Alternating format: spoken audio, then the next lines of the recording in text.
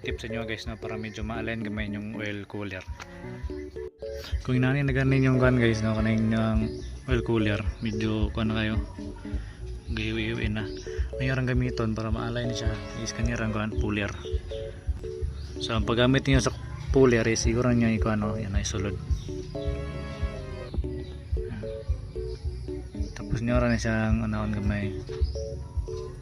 May nailabira kayo para dili may bot.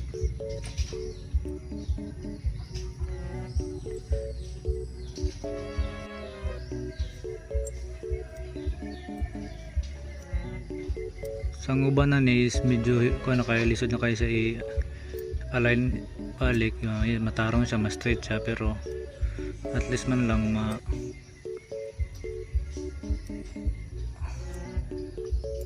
ma-align siya gamay. So before na ko siya gi-align gamit ang puller, inanay siya yung forma. Sa mga Tagalog nga pala guys, no, yung sabi ko kanina is para isang trick para ma-align yung oil cooler is gumamit ng puller. So ito na nga siya, kumpara kanina mas na-align na siya ng konti. Hindi ko nga lang siya masyadong na align ng maayos, gawa ng masakit yung mata ko. Pero goods lang din kasi papalitan ko din naman yan ng 5 Pro na oil cooler.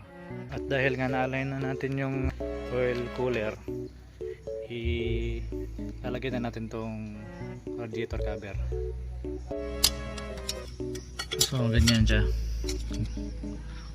gold pa rin lodi.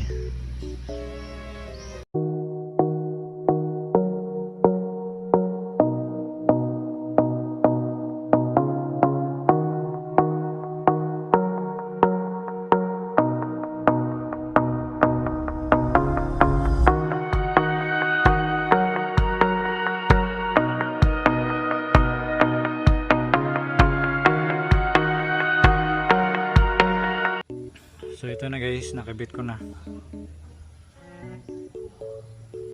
So yun nga guys, no, sunod to sana ikakabit is itong horn tsaka mini driving. Kaso hindi ko napansin, meron pa nga pala siya sa kabila, sa likod. Yan, medyo ano rin, hindi maayos, kaya ito na muna yung ano, ayusin ko para ito paano ma-align ng konti. So guys, okay na rin siya. Pangit lang tignan pero mas okay na yan kaysa kanina. Mas na-align na siya konti. Yan nga guys, no, tapos na, naikabit ko na yung radiator cover. Na-align ko na din yung mga ano ng oil cooler. So next video ko na lang tuloy yung pagkabit ko nitong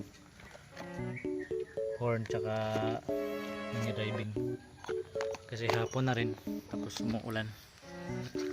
So that's it for today, thank you for watching.